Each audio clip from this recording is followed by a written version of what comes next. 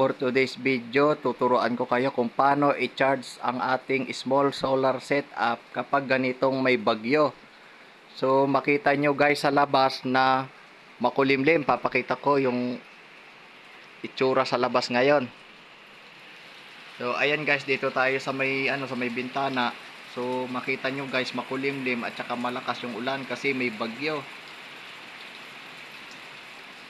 So guys, pag ganyan ang sitwasyon, so hindi mapu-full charge yung ating battery ng solar.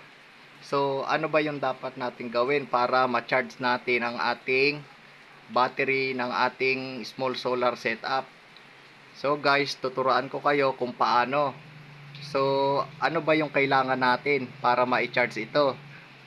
So ito guys, meron akong motorcycle battery charger. So mura lang ito sa Shopee. So madali lang naman gamitin ito guys kasi plug and play lang naman ito. So una guys, ikabit lang natin yung alligator clip niya. Kung sa positive, lagay natin. Kung negative naman, itong black sa negative din. So ilagay na natin guys. So ito guys yung battery guys ha, naka parallel connection to guys, 12 volts. So i-clip na natin. So ilagay na natin dito guys. Tapos ito namang negative, ilagay na rin natin guys.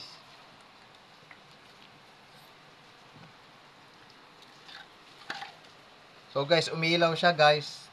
So ipakita ko sa inyo guys kung ano mangyayari kapag sinaksak na natin to guys, yung plug niya dito sa outlet guys.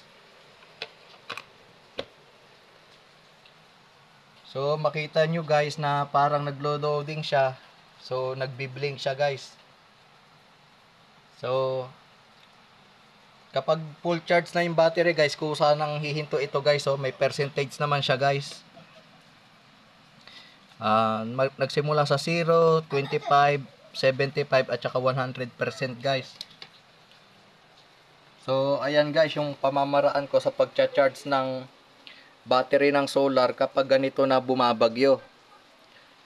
At saka naka-prepare na ito habang may kuryente pa. At least full charge na siya guys kasi hindi natin masabi yung lakas ng bagyo, baka biglang mawala ng kuryente dito sa probinsya namin. So, salamat sa inyong panonood. Sana may natutunan kayo sa video na ito.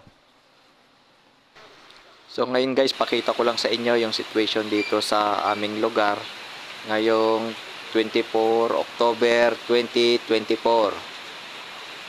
So, yan guys, medyo malakas na rin yung ulan. At medyo baha na rin doon sa may harapan namin.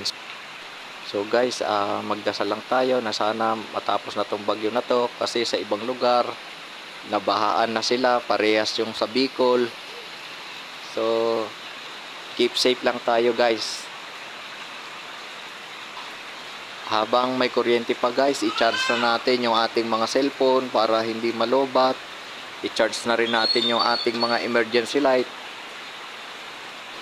para kung sakaling mawalan mamaya ng kuryente, yung solar setup na yung gagamitin natin para hindi na kayo doon mag-charge, ilaw na lang ang gagamitin natin mamayang gabi.